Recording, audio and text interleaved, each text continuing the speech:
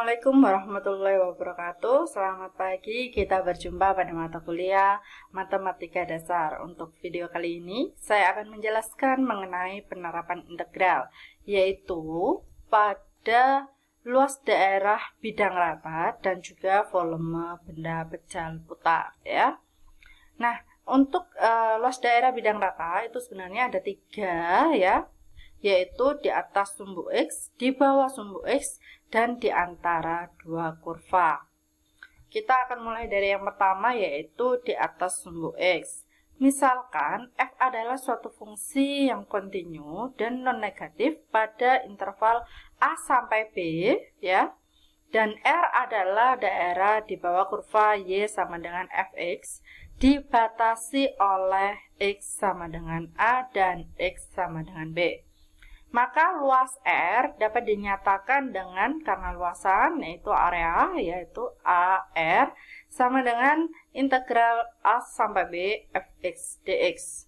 Contohnya, yang pertama adalah carilah luas daerah R di bawah Y sama dengan X pangkat 3 min 2X kuadrat plus 2 di antara X sama dengan minus 1 sampai X sama dengan 2, ya.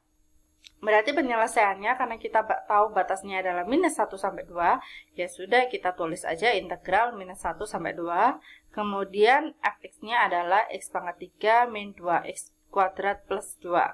Ya, kita lakukan, kemudian dx, dan kita integralkan. X pangkat 3 integralnya adalah x pangkat 4 per 4, min 2x pangkat 2 integralnya adalah minus 2 per 3 x pangkat 3, dan plus 2 integralnya adalah 2x. Kemudian di sini kita tulis batasnya adalah minus 1 sampai 2. Kemudian kita masukkan 2 terlebih dahulu, kemudian dikurangi, dan x-nya disama dengan 1, hasilnya adalah 15 per 4.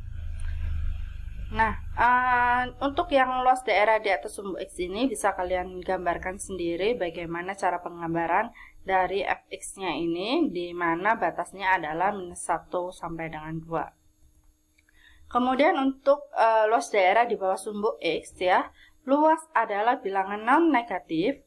Oleh karena itu, jika Y sama dengan fx terletak di bawah sumbu X, maka luas daerah R yang dibatasi oleh kurva Y sama dengan fx, X sama dengan A, X sama dengan B, dan Y sama dengan 0 adalah AR sama dengan minus, karena dia di bawah sumbu X, ya, minus integral A sampai B fx dx. Kenapa di sini ada minus? Supaya nanti hasil luasannya itu berupa positif, karena yang ditanyakan adalah luasan. Dan luasan itu tidak pernah negatif, ya. Oleh karena itu di sini diberi negatif karena hasilnya dari integral A sampai B fx dx itu akan negatif. Contohnya adalah carilah luas daerah R yang dibatasi oleh Y sama dengan X kuadrat per 3 dikurangi 2, sumbu X, X sama dengan minus 2, dan X sama dengan 3. Kita masukkan. Sebenarnya kita tahu dari mana bahwa fungsi ini ada di atas atau di bawah sumbu X, itu adalah penggambaran kurva. Jadi saran saya sebelum melakukan atau menghitung luasan suatu daerah, itu kalian harus bisa menggambarkan kurva terlebih dahulu, ya. Kita masukkan karena kita sudah tahu bahwa ini adalah contoh untuk luas daerah di bawah sumbu X, maka AR sama dengan minus integral, karena ini sudah ada batasannya, yaitu X sama dengan minus 2 sampai 3, kita tulis minus 2 sampai 3.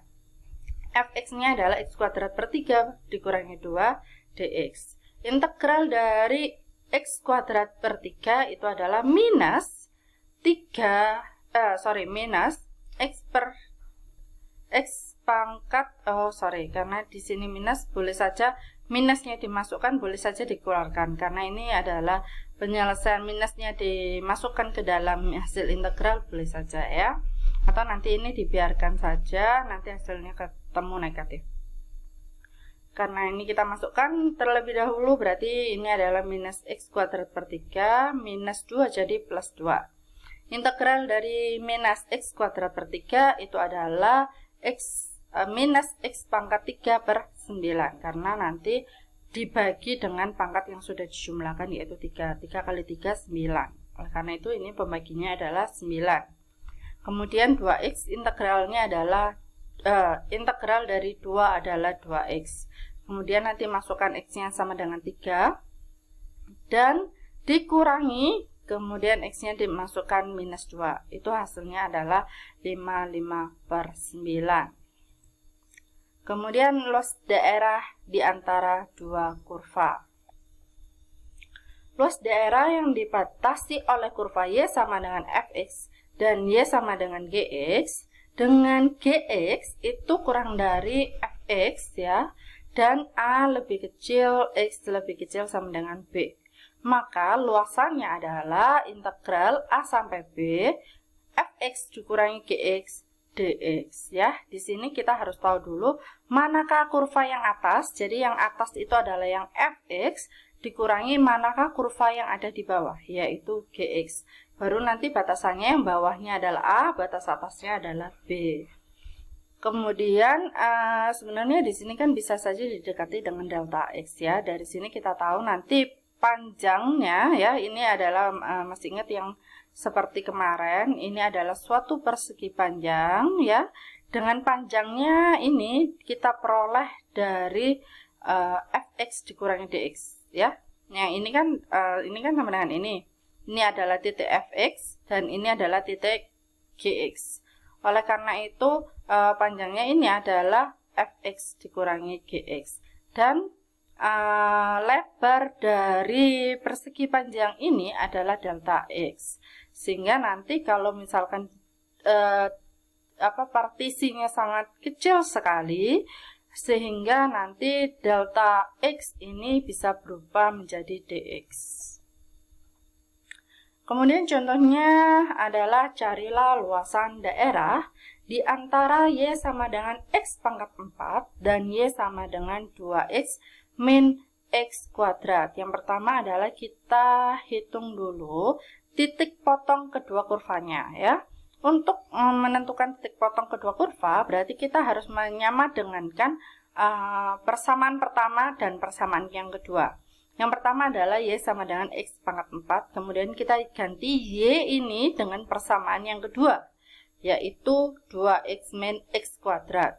Kemudian min x kuadrat pindah ruas jadi plus x kuadrat, kemudian 2x pindah ruas menjadi minus 2x.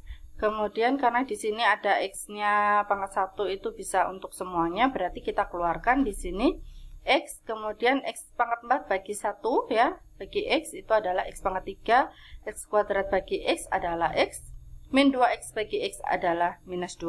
Baru kita memfaktorkan ya, di sini kita bisa faktorkan yaitu x minus 1. Nah, gimana sih caranya? Masih ingat gimana caranya untuk mendapatkan x kuadrat plus x plus 2 ini? Berarti kita tinggal hitung aja x pangkat 3 ya, ditambah x kurangi 2. Kemudian kita pakai pembagian yang biasa seperti ini. Ya, ini adalah x minus 1. Nah, caranya yang mudah adalah kita lihat yang pertama. Ini adalah x pangkat 3. Berarti gimana caranya supaya x pangkat 3 ini habis? Berarti nilai dari ini kita akan kalikan dengan x. Saya taruh sini ya. Saya kalikan dengan x kuadrat. Berarti ini adalah x pangkat 3. Ya. Min 1 dikali x kuadrat adalah minus x kuadrat. Baru kita kurangi, berarti di sini karena nggak ada x kuadrat, berarti tinggal ini aja yaitu plus, karena minus ketemu minus yaitu plus x kuadrat. Setelah plus x kuadrat, kita turunkanlah punyanya x ini, tung ke sini, tinggal plus x. Kemudian kita buat supaya x kuadrat ini habis, berarti yang di sini, ini kan juga plus x nih, berarti kita kalikan dengan plus x. Berarti kita kalikan ini hasilnya adalah x kuadrat. Kemudian minus 1 dikalikan dengan X, yaitu minus X. Kita kurangi X kuadratnya habis, kemudian ini adalah plus X, minus ketemu minus adalah plus X, berarti 2X. Kemudian ini turunkan, tong ke bawah, yaitu minus 2. Supaya habis, berarti 2X ini, X ini kita kalikan dengan 2, supaya habis untuk 2X-nya, yaitu plus 2. Kita kalikan dengan plus 2, hasilnya adalah 2X, ya kan? 2 kali X, 2X, min 1 dikalikan 2 adalah minus 2. Berarti ini jika dikurangi hasilnya adalah 0, habis. Kalau habis seperti ini boleh kita faktorkan, yaitu X minus 1 dan sisanya. Hasil baginya adalah X kuadrat plus X plus 2. Berarti dari sini kita tahu bahwa titik potong pertamanya yaitu X sama dengan 0. Dan titik potong yang kedua yaitu X minus 1 sama dengan 0. Berarti di sini kita tahu bahwa X sama dengan 1. Minus 1-nya ini pindah ruas ke sebelah, jadi 1. Oleh karena itu, ini adalah 0 dan ini adalah 1. Ya, kelihatan. Nah, ini 1.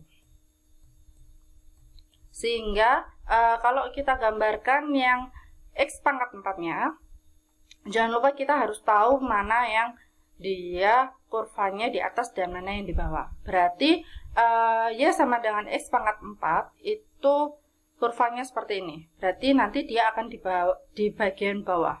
Dan Y sama dengan 2X min X kuadrat, yaitu seperti ini ya. Berarti nanti dia kurvanya ada di atas. Oleh karena itu, di sini untuk yang X kuadrat plus X plus 2-nya nggak usah dikerjakan karena dia akan imajiner. Kemudian sudah tahu titik potongnya yaitu X sama dengan 0 dan X sama dengan 1. Satu lagi cara yang gampang, berarti kita tahu nanti di sini adalah kurva yang atas yaitu 2X min X pangkat 2 itu yang menjadi fx-nya. Sedangkan yang menjadi gx atau yang di bawah itu adalah minus x pangkat 4. Nah, ada satu lagi cara supaya kalian bisa tahu manakah yang dia menjadi kurva untuk di atas dan manakah dia yang menjadi kurva yang ada di bawah. Yaitu karena kita sudah tahu jaraknya adalah 0 sampai 1, berarti kita cari titik antara 0 sampai 1. Misalkan x-nya adalah setengah. Ya, setengah. Seperdua ya. Berarti di sini untuk yang y sama dengan x pangkat 4 yaitu 1/2 pangkat 4. Berarti hasilnya adalah 1/16 ya. 2 pangkat 2 4 ya, 4 kali 4 16. Kemudian di sini kalau misalkan ini setengah dan ini adalah 1/4 hasilnya ya, langsung ini 2 kali setengah berarti 1 dikurangi 1/4 yaitu 3/4. Sekarang kita bandingkan 3/4 dengan 1/6 itu kecilan mana? Jelas sekali di sini bahwa yang lebih kecil itu adalah yang ini ya. Sehingga ini adalah atau yang y sama dengan x pangkat 4 adalah menjadi gx atau yang di bawah, nanti yang dikurangi. Oleh karena itu integralnya adalah 0 sampai 1 karena dia batasnya 0 sampai 1. Ini adalah fx ya, dikurangi gx. Gx-nya adalah x pangkat 4. Ini. Nanti kerjakan sendiri. Kalau dari sini kita tahu bahwa nanti hasil integral dari 2x adalah x pangkat 2. Kemudian integral dari minus x kuadrat adalah minus x pangkat 3/3. Integral dari minus x pangkat 4 adalah minus x pangkat 5/5. Baru kita masukkan 1 dan kita masukkan 0. Jika kita masukkan 1, x-nya ini adalah 1, ini adalah 1/3, ini adalah 1/5. Ini ya. Kalau kita masukkan 0, semuanya 0. Makanya di sini nggak saya tulis. Atau boleh saya tulis minus 0 seperti ini. Dan hasilnya adalah 7/15. Not manakah yang menjadi fx dan gx? Ini tadi sudah saya jawab ya. Terdapat dua cara. Yang pertama adalah menggambarkan terlebih dahulu, berarti nanti kita tahu mana yang di atas dan mana yang di bawah. Dan cara yang kedua adalah mengambil satu titik antara 0 sampai 1 batasannya. Kemudian kita masukkan ke dalam kedua kurva tersebut. Kemudian baru manakah yang lebih kecil dia sebagai gx. Manakah dia yang lebih besar berarti dia sebagai fx. Ya. Selesai. Untuk contoh berikutnya. Masih sama luas daerah di antara dua kurva. Carilah luas daerah di antara y kuadrat sama dengan 4x dan 4x min 3y sama dengan 4. Nah, ini perlu sekali hati-hati ya. Karena memang menurut saya lebih baik kalian menggunakan cara yang menggambarkan. Untuk sementara kita cari dulu titik potongnya ya. Kalau misalkan digambarkan kita tahu gambarnya akan seperti ini. Ya, gambarnya akan seperti ini dimana nanti kalau misalkan dia itu bisa nggak sih kalau misalkan kita potong seperti ini. Nah, kalau kita potong seperti ini itu agak susah ya.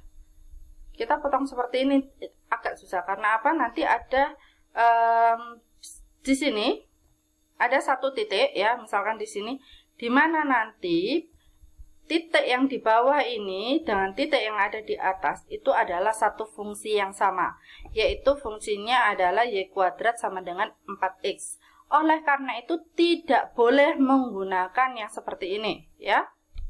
Tidak boleh menggunakan yang seperti ini ya, tidak boleh tegak seperti ini untuk irisannya. Dimana irisan itu harus dia atas dan bawah itu adalah fungsi yang berbeda. Ini akan saya hapus. Tidak boleh sama sekali ya, terutama yang di sini tadi contohnya. Oleh karena itu kita menggunakan yang sini. Kalau kotaan yang ini ya, berarti nanti kita perlu tahu titiknya, titik potongnya adalah delta y. Berarti kita patokannya untuk y-nya yang kita cari batasannya. Oleh karena itu di sini y kuadrat sama dengan ya, kita masukkan y kuadrat sama dengan 4x. Berarti di sini 4x ini 4x karena kita semua mau merubah ke y semua. Berarti 4x ini kita sama dengankan ini 4 minus 3y pindah ruas jadi plus 3y. Makanya di sini jadinya 3y plus 4. Baru 3y pindah ruas menjadi minus 3y plus 4 pindah ruas menjadi minus 4. Kita sama dengan 0, kemudian kita faktorkan, yaitu y sama dengan, y minus 4 dan y plus 1. Kalau disama dengankan 0, berarti ini y sama dengan 4 dan ini adalah y sama dengan minus 1. Berarti kita tahu nanti dia adalah dari minus 1, ini itu adalah minus 1 sampai dengan ini, 4. Ya.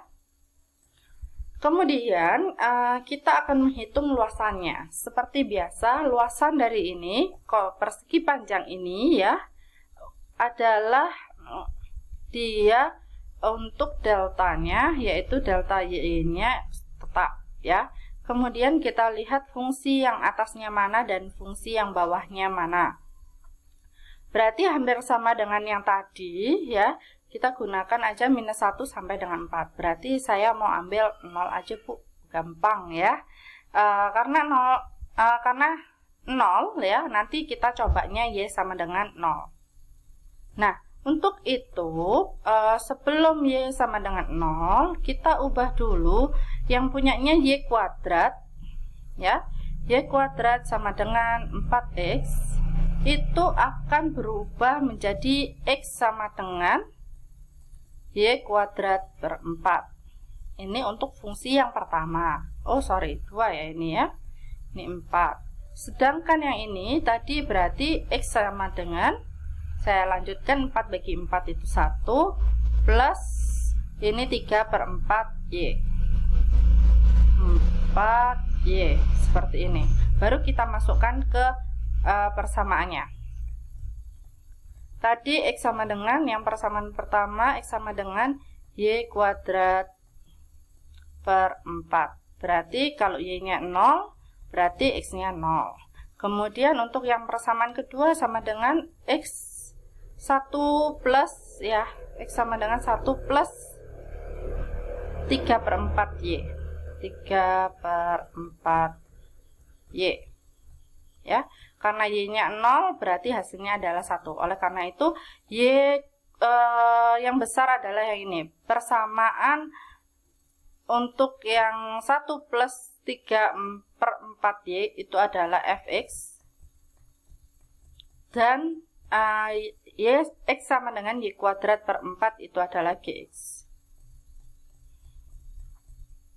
Kemudian dari sini kita tahu berarti luasan itu tadi adalah yang Fx-nya dulu ini 1 plus 3 per 4Y atau 3Y per 4 bagi 4 sama aja ya.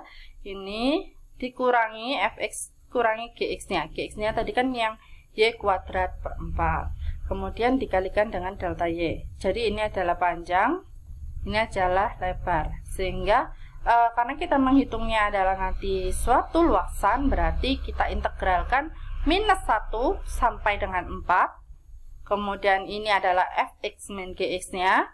Kemudian delta Y menjadi dy. Selesaikan sendiri untuk hasilnya. Nah, hasil di sini nanti tidak akan saya bahas pada video kali ini untuk menyelesaikan ini, tapi karena sudah saya bahas pada materi sebelumnya atau video sebelumnya, maka nanti kalian harus tetap sampai dengan A sama dengan berapa. Ya, tidak boleh berhenti sampai dengan rumusnya saja, tapi harus hasilnya juga, yaitu luasannya berapa. Nah, kapan memakai dx atau dy? Tadi sudah saya jelaskan bahwa dia ketika kita membuat persegi panjangnya, kalau bisa titik atas dan titik bawahnya itu bukan fungsi yang sama. Sehingga kalau seperti ini kita ambil di sembarang titik ya, itu tetap bahwa yang fungsi atas itu adalah yang 3Y plus 4 bagi 4. Sedangkan fungsi yang di bawah adalah Y kuadrat per 4. Oleh karena itu dia menggunakan dy.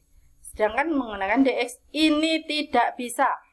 Ya, untuk kasus yang ini tidak bisa karena apa tadi? Karena jika titiknya ada di sini persegi panjangnya, ya, maka di sini batas bawahnya fungsinya masih Y kuadrat per 4 dan sini juga masih Y kuadrat per 4 sehingga tidak boleh. Nah, ini adalah dua contoh yang tadi. Seperti kita tahu bahwa kalau yang ini adalah delta Y, karena tadi ini nggak boleh. Sedangkan yang ini adalah delta X. Apakah ini boleh Bu untuk delta Y atau dy? Berarti kita coba aja bikin satu garis.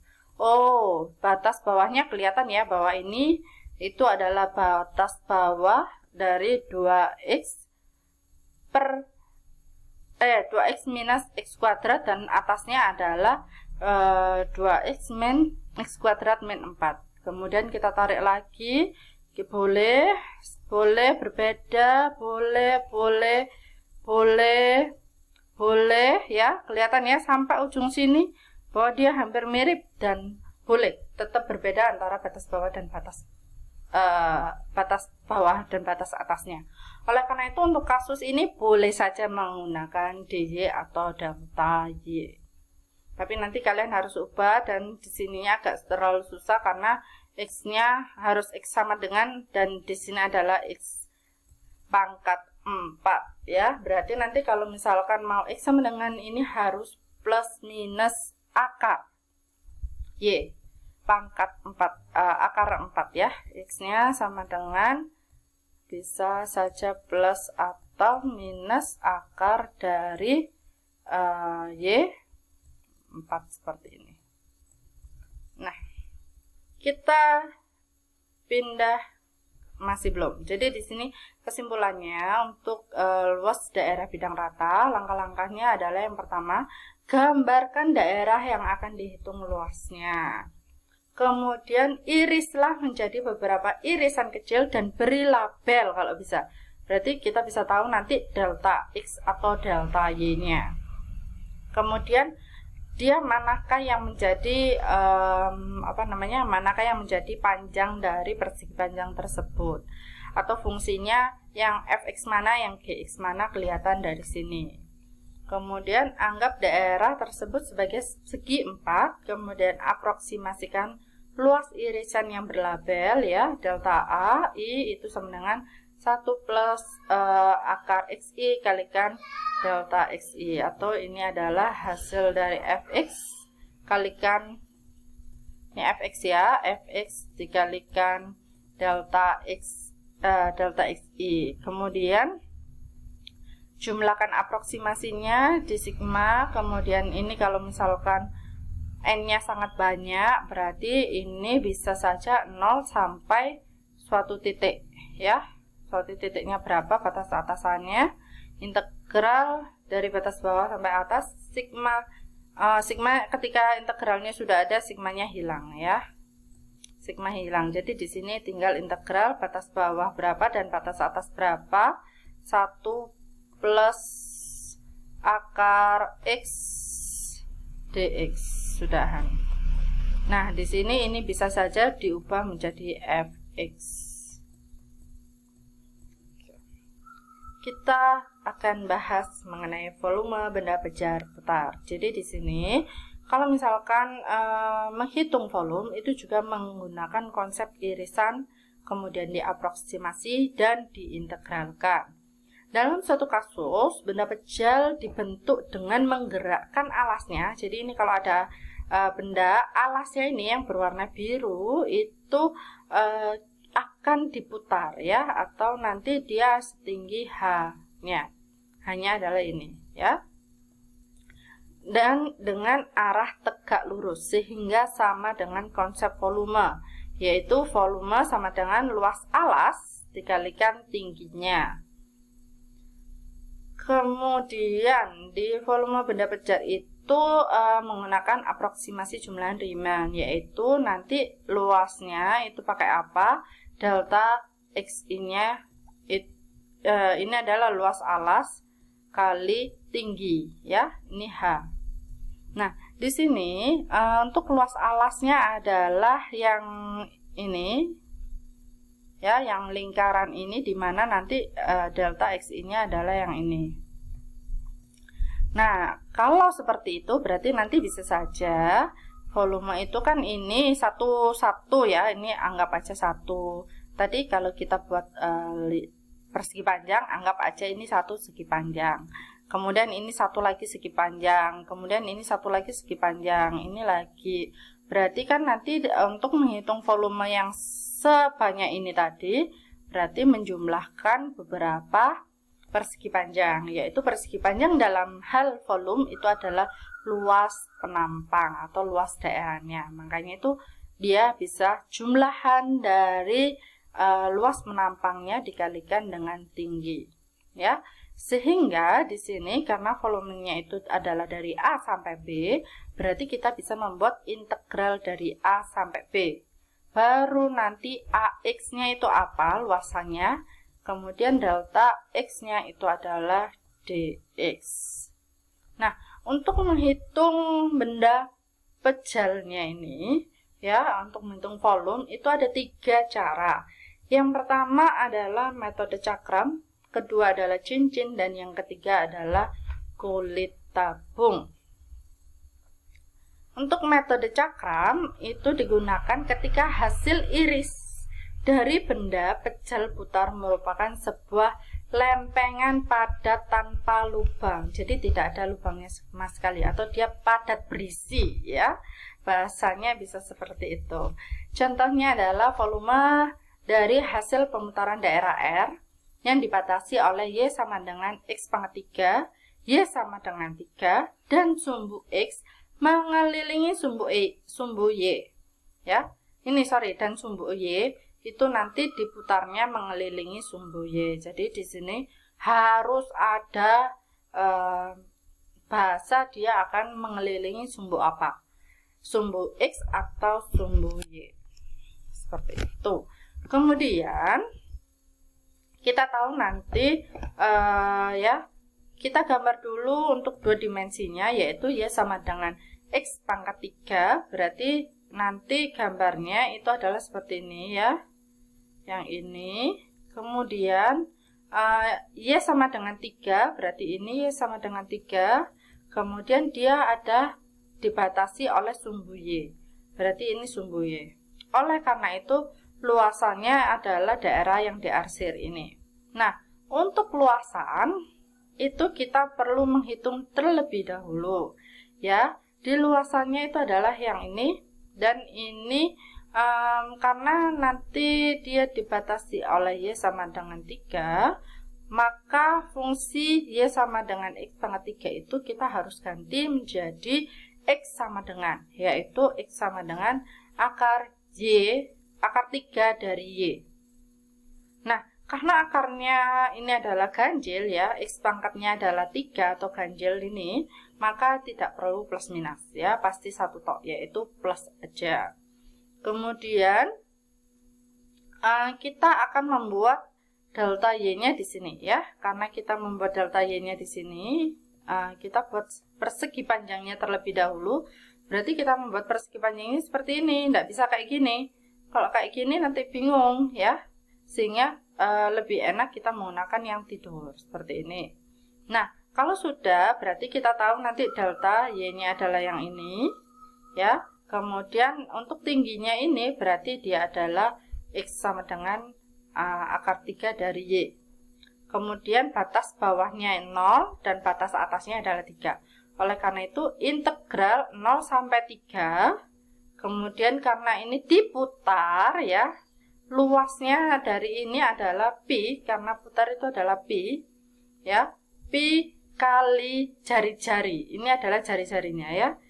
Fx ini kan jari-jari ya, luas kan ini. Jadi kita menggunakan luas yang biasa, yaitu pi kali r kuadrat. R kuadrat yaitu berarti Y, karena tadi ini adalah akar pangkat 3 atau Y pangkat sepertiga. Kemudian kalau kita pangkatkan 2 berarti nanti hasilnya adalah Y pangkat 2/3. Baru nanti di sini adalah DY. Jadi untuk yang ini itu adalah luas penampangnya. 0 sampai 3 ditulis di sininya. Baru kalian selesaikan nanti hasilnya berapa dari integralnya ini. Itu adalah metode cakram. Jadi di sini full semuanya padat berisi ya, tidak ada lubangnya. Sekarang kita akan ke metode cincin. Nah, metode cincin ini dia adalah irisan suatu benda pejal berbentuk cakram dengan lubang di tengahnya. Jadi dia mirip dengan ini, tapi di sini nanti dia bakalan ada lubang seperti ini. Nah, oleh karena itu, nanti kalau dia ada lubang seperti ini, ya, nanti jari-jarinya ada 2, satu yang di sini dan satu yang panjang. Nah, satu yang lubang dan satu nanti dari tengah sampai dengan ujung. Karena kita nanti butuhnya adalah yang punyanya ini, ya, punyanya yang bukan yang di tengah, tapi yang sisanya, ya. Oleh karena itu, luasan dari yang A2 ini akan dikurangi dengan A1. Ya kan? A2 dikurangi dengan A1. Maka di sini kita tahu di A2 itu hasilnya adalah pi R 2 kuadrat ya. Kemudian A1-nya adalah pi R1 kuadrat. Nah, dari sini pi-nya bisa kita keluarkan, makanya kenapa ini pi R2 kuadrat dikurangi R1 kuadrat. Nah, ini hasilnya. Pi R2 kuadrat kurangi R1 kuadrat dikalikan tingginya. Nanti tinggal tingginya, delta H-nya berapa, itu diganti delta Y. Ya, kemudian integralnya dari 0 sampai berapa. Ini nanti ya. Sebagai tingginya itu adalah integral batas bawah dan batas atasnya. Kemudian dari cincin ini contohnya Hitunglah volume benda pejal yang dibentuk dari permukaan daerah yang dibatasi oleh Y sama dengan X kuadrat dan Y kuadrat sama dengan 8X. Berarti kita cari dulu titik potongnya. Yaitu ketemu nanti titik potongnya. Karena gambar dulu ya, lebih baik digambar dulu. Berarti gambarnya seperti ini. Kalau kita pakai yang tidur, boleh. Kita pakai yang pakai DY atau delta Y boleh, delta X pun juga boleh. Nah, untuk gambar ini berarti kita menggunakan delta X. Nah, kalau menggunakan delta X berarti kan kita nanti yang delta X-nya itu adalah yang ini. Ya, gampang. Oh, karena dia mengelilingi sumbu X lebih enak pakai delta X kalau bisa ya. Berarti delta X-nya sudah ada, kemudian kita cari panjangnya ya. R1 dan R2-nya. Untuk R1-nya itu adalah yang ini. Yang ini adalah yang Y sama dengan X kuadrat. Berarti nanti jari-jarinya yaitu X kuadrat. Kemudian untuk mencari yang titik atas itu adalah berarti menggunakan kurva yang akar 8 ini ya. Y sama dengan 8X karena dia nanti hasil Y-nya adalah positif, berarti nanti di sini always positif ya. Berarti di sini positif akar 8X. Kemudian kita kurangkan aja, berarti kita ketemu ini R1 dan ini R2, kita masukkan ke rumusnya, berarti akar 8X dikuadratkan dikurangi R1 kuadrat X kuadrat dikuadratkan. Berarti ini adalah 8X dan ini adalah X pangkat 4 ya. Jangan lupa untuk mencari titik temunya, nanti ketemulah Y sama dengan integralnya 0 sampai 2. Bukan Y ya, tapi ini yang dicari. Yang bawah karena delta X. Berarti ini 0 sampai dengan 2. Nah, berarti kalau kita mencari nilai X-nya, berarti nanti kalau mau gampang berarti Y kuadrat sama dengan 8X, Y-nya langsung kita ganti dengan X kuadrat. Berarti ini X kuadrat dikuadratkan ya sama dengan 8X. Kemudian berarti ini adalah X pangkat 4 min 8X pindah ruas jadi minus 8X sama dengan 0. Berarti ini nanti ketemulah X sama X pangkat 3 min 8 ya sama dengan 0. Yang ini adalah X sama dengan 0 atau X pangkat 3 dari 8 karena pindah ruas jadi plus ya, itu adalah 2. Nah, 0 sampai 2 dan di sini adalah 0 sampai 2. Nah, dari sini 0 sampai 2 perlu diingat bahwa dia adalah diputar melalui sumbu X. Kalau tidak seperti itu, kalian sudah membuat kotaknya, perseginya, dia adalah delta X atau DX. Berarti nanti kalian harus menemukan titik potongnya yaitu X sama dengan berapa dan X sama dengan berapa. Seperti itu. Ya, 0 sampai 2 sudah tahu nanti ini adalah dari memasukkan nilai Y sama dengan X kuadrat ke Y-nya ini. Untuk metode kulit tabung, ini hampir sama ya, yaitu digunakan pada beberapa kasus yang sulit untuk diselesaikan dengan metode cakra maupun cincin.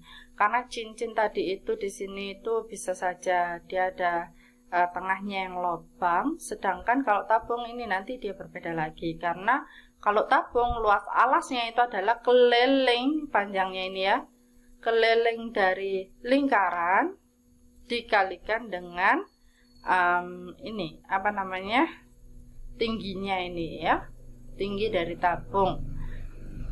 Konsep dari metode ini sama seperti irisan, di mana nanti ada aproksimasi dan integrasi. Hanya saja volume ini diaproksimasikan menggunakan keliling lingkaran dari alas tabungnya. Kalau kita ketahui nanti ini adalah jari-jarinya, berarti nanti ini kelilingnya adalah 2 PR ya. Itu adalah keliling atau panjang dari kulit tabung. Kemudian tingginya adalah punyanya H dan deltanya adalah R. Jadi delta itu punyanya yang ini, delta R-nya ya. Nanti saya beri contoh di sini. Nah, dari sini contohnya ini mirip dengan punyanya si cakram ya. Nanti kita selesaikan dengan dua cara, cakram maupun kulit tabung.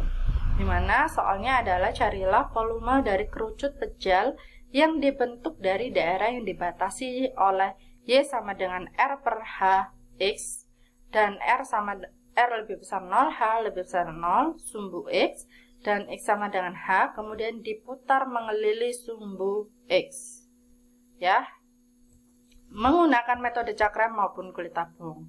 Sekarang kita menggunakan cakram terlebih dahulu. Berarti kalau cakram ya diputar mengelilingi sumbu X, berarti ini ya, putarnya seperti ini, berarti hasilnya kayak gini nanti. Nah, yang Y sama dengan R per H itu kan ini, baru nanti diputar, berarti hasilnya seperti ini. Kalau dari sini kita tahu, berarti nanti bisa bikin persegi panjang di sini. Karena ini mengelilingi sumbu X, berarti kita pakai gampangnya dx. Baru nanti kita anggap sampai dengan suatu titik H ya. Kita anggap 0 sampai H, berarti integralnya 0 sampai H. Dimana nanti kalau metode cakram, masih ingat, dia adalah pi luas alasnya. Ya, luas alas itu adalah pi R kuadrat. R-nya adalah ini. Sorry, ini ya. R-nya adalah ini, berarti dia adalah fungsinya, yaitu R per H X. Nanti baru dikuadratkan, kalikan dx. Atau delta X, berarti nanti hasilnya adalah R kuadrat per H kuadrat X kalikan X kuadrat. Itu adalah metode cakram. Gimana kalau misalkan metode kulit tabung? Nah, kalau metode kulit tabung sama-sama diputar terhadap mengelilingi sumbu X, tapi dia adalah motongnya seperti ini. Karena memang bawah dan atasnya sama semua ya.